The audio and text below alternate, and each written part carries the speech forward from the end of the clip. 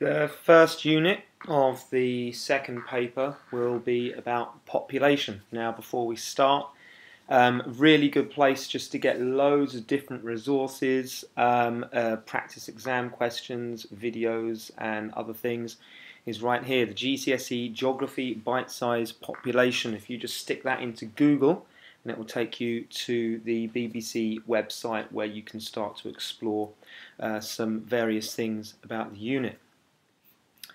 Okay, population. Basically, the big problem about population is that there's too many of us and we are growing at an exponential rate. Often the term population explosion is used. If you remember back to the graphs that we drew in lessons, you can see that there's a massive, massive upturn from the early 20th century onwards. And by the year 2100, there's expected to be over 10 billion of us. We're approaching 7 billion now. Key terms that we need to know about population before we move on to understanding it. Birth rate, death rate and natural increase. Birth rate is the amount of babies born per 1,000 people in a population. The death rate, people dying per 1,000 people in a population. Why do we do it per 1,000? Why don't we just give the total number? The key thing there is that different countries have different populations. China, for instance, nearly 1.5 billion people. Britain, just over 60 million people. Now, obviously, China is going to have more babies born in a year because there's far, far more people. But that doesn't necessarily mean that the birth rate is any higher. Incidentally, it actually is higher than in Britain, but it doesn't necessarily mean it is just because there's a higher population. So the reason we do it per thousand of the population is so that we can easily compare countries. Natural increase is a number that is the sum of the birth rate minus the death rate. Now, natural increase is the way that a population is changing. Don't be fooled by the term natural increase. Sometimes natural increase can be a negative number. So the natural increase of a country can be minus 0.1, which actually means that the population is decreasing. But the simple sum is birth rate minus death rate. MEDCs and LEDCs also have a number of differences. MEDCs have very low population growth. LEDCs tend to have high population growth. Why? MEDCs, there's far more access to contraception, whereas in LEDCs that isn't always the case. Sometimes there can be cultural differences as well. In MEDCs, increasingly women aren't just getting married and having children. They're having jobs, they're getting an education, they're earning money, and then by the time they get to their late 20s, early 30s, then women in MEDCs are considering having children, which wasn't always the case. In LEDCs, this isn't the case. Women come of age, they become adults, 18, 19, 20, and in a lot of countries they're expected to marry, they're expected to have children. So there are cultural differences.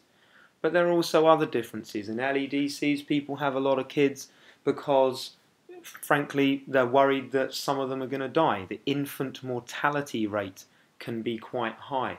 So they have more children to make sure that there's still some alive by the time they get to 5 or 6. Once they get a little bit older, of course, they can also help with work. There are a number of other reasons as well. So have a look at the online resources to find out a little bit more about that. Now, there are a number of different examples that we use in terms of how population is changing. Japan is the example that we used of an aging population. In Japan, there's lots and lots of old people. People are not having kids. The proportion of old people is getting a lot higher. The average age in Japan is 44. Now, this means a whole number of things. The population, firstly, is decreasing. But how's it going to affect Japan in the future? Well, people are going to have to pay higher taxes to look after these older people in terms of pensions, in terms of increased healthcare. It's actually got the oldest population in the world. And it also means that the Japanese government is going to maybe have to start thinking about its immigration laws. At the moment, immigration is very strict in Japan.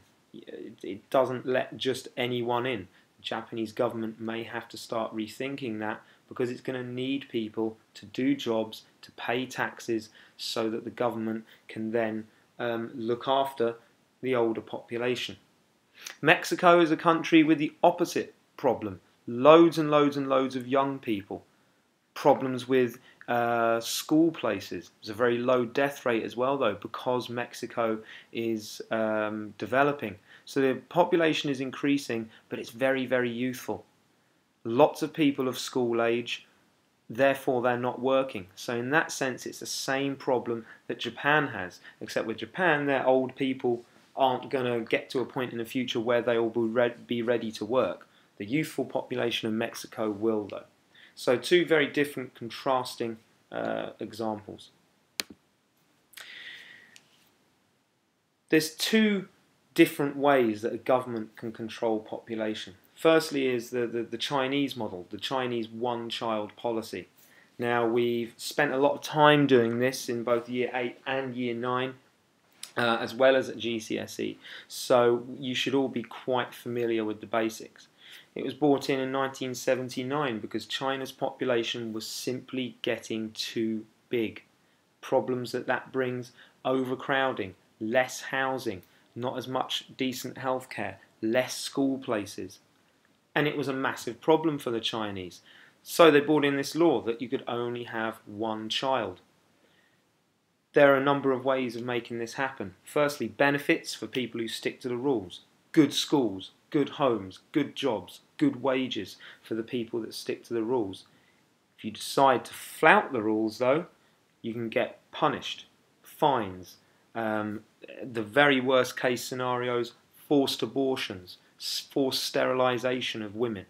Now, the Chinese purport not to do this anymore, but there is still evidence to suggest that it does happen in some places. Key thing to remember as well, that the one-child policy is much stricter in urban areas because overcrowding is such a big problem in urban areas. In rural areas, less so. Another way you can control your population, though, is of course by migration. We've just briefly mentioned that with the Japanese model. Now, you can control the amount of people that come in and out of your country. In USA is an example that we've used. Lots of Mexicans want to go to the USA. Think about push factors and pull factors. Why do Mexicans want to leave Mexico? Push factors are not as good schools, less jobs, less money, housing isn't as good. What are the pull factors of the USA? Why do people want to go there? Better schools, better healthcare, better prospects, better housing. Often also more cultural reasons. A lot of their family may also already have gone to Mexico. There's a big Mexican community in the southwestern United States. Problem is, though, that lots of Mexicans want to go to America illegally. The USA has very strict immigration laws, and there's all sorts of different ways that Mexicans will try to get to the USA. There's lots of Mexican workers in the USA. They do the jobs that sometimes Americans don't want to do. They'll work for low wages. They will do the jobs that other people don't want to do. The immigration problem is rising.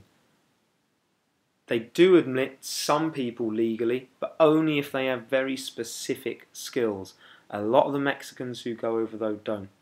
So, in terms of the law, you can let people in who meet certain criteria, but you're always going to be battling, particularly USA and Mexico, against the people who try to come in illegally. There's plenty of things online that will give you more information about this.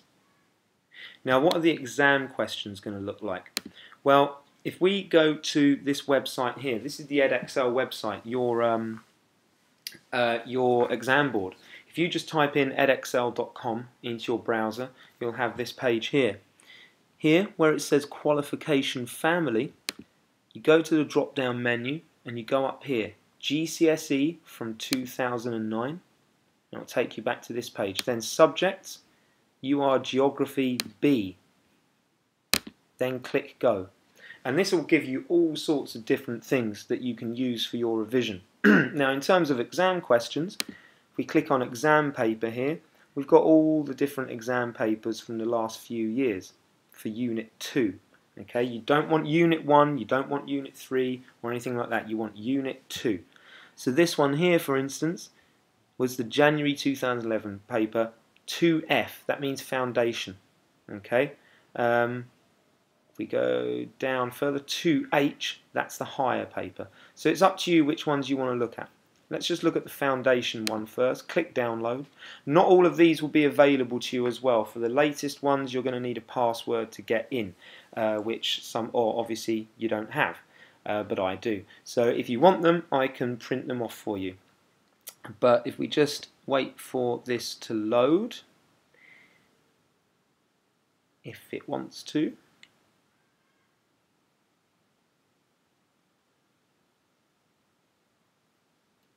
Okay, that's a bit of a problem. Okay, we'll try that. I'll try that in a separate video. So this video here is just about getting you started, a little bit of a launch pad for the key concepts that are going to be in that exam.